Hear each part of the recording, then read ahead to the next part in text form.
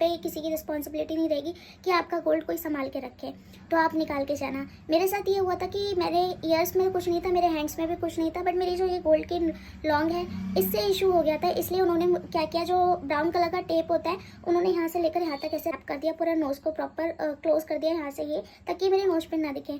वो थोड़ा awkward movement हो जाता है कि क्लास में सारे बच्चे नॉर्मली बैठे होते हैं और आप इस टेप के साथ ऐसे बैठे होते हैं, तो वो नॉर्मल ऑकवर्ड मूवमेंट ना हो, इसलिए आप पहन के ही मत जाना।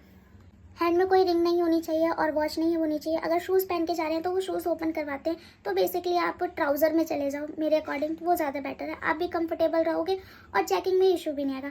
शूज़ की जगह आप क्रॉक्स पहन जाओ, स्लीपर्स पहन जाओ, तो कोई इशूज़ नहीं। आपको एग्ज़ाम ही तो देने जाना है। वैसे भी आप एग्ज़ाम में बैठते हो, आपके पास 60 मिनट होते हैं। आपका हर एक 3 इसमें प्रीलिम में 3 पैटर्न होते हैं हमारे, इंग्लिश, रीजनिंग और मैथमेटिक्स, ठीक है। तो सबका जो डिवाइडेड होता है वो 20 मिनट का होता है। मतलब इंग्लिश का अगर पार्ट है तो इंग्लिश में आपका रीजनिंग का पार्ट है या फिर मैथमेटिक्स का पार्ट है, तो उसमें आपका क्या है कि 20 मिनट्स दिए जाएंगे 30 क्वेश्चंस के लिए। तो मैंने जो किया था, मैंने ये किया था कि पहले मैंने क्वेश्चन रीड किया। अब पैसेज आपको मिल रहा है इंग्लिश में, तो आप डायरेक्ट पैसेज मत पढ़ो। अगर नॉर्मली पढ़ना है तो फर्स्ट अटेम्प्ट में जल्दी जल्दी से उसको रीड कर लो। उसके बाद अगर नहीं करना तो पहले आप क्वेश्चन पढ़ो, उसके बाद आप अपना पैसेज पढ़ो। तो क्या करता है, हमारा माइंड थोड़ा इंडिकेट करता है कि यार ये क्वेश्चन पहले भी पूछा गया है, इसका आंसर ये होगा। तो आपको ना इजीली पड़ेगा कि आप आंसर उसको जल्दी से ढूंढ पाओगे, सर्च कर पाओगे पैसेज में। मैथमेटिक्स में क्वेश्चंस लंबे होते हैं, आंसर बहुत शॉर्ट होता है, चीज़ें घुमाई जाती हैं ताकि थोड़ा सा हार्ड लगे। बट अगर आप चाहोगे तो उसे इजी बना सकते हो। आप क्या करो, पहले नॉर्मली पढ़ लो और उसका जो हमको शीट मिलती है वहाँ पर, वाइट पेपर शीट मिलती है, आप पेन भी लेके मत जाना, वहाँ पर पेन भी आपको वहाँ पर मिल जाएगा।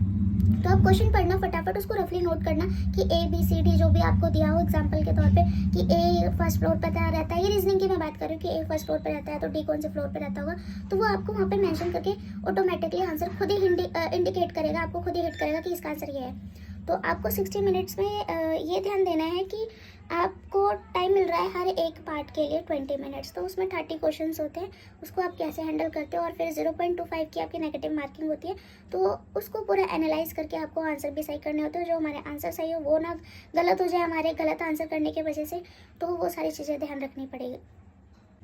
और एग्ज़ाम अच्छे से करना, और जो मैंने सारी चीज़ें बताई हैं इससे आपका टाइम वेस्ट नहीं। आपको वीडियो अच्छा लगा और आपको लगे कि ये इन्फॉर्मेशन आपके लिए बेनिफिट है तो आप प्लीज़ लाइक ज़रूर करें and also follow for more. Bye.